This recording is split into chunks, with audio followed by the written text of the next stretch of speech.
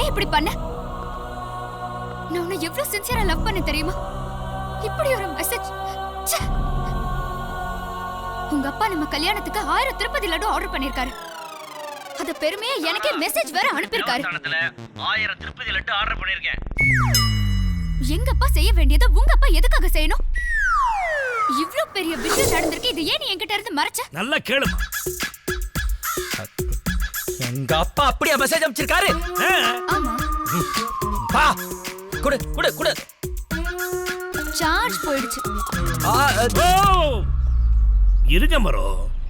திருப்பதி தேவஸ்தான போர்ட்ல லட்டு பண்ற ரமேஷ் என்னோட க்ளோஸ் ஃப்ரெண்டு. உங்க அப்பா என்கிட்ட சொல்லியிருந்தா லட்டை பெருசா பண்ண சொல்லிருப்பேன். யார் யார் எந்த வேலை செய்யணுமோ அந்த வேலையை செய்யணும்.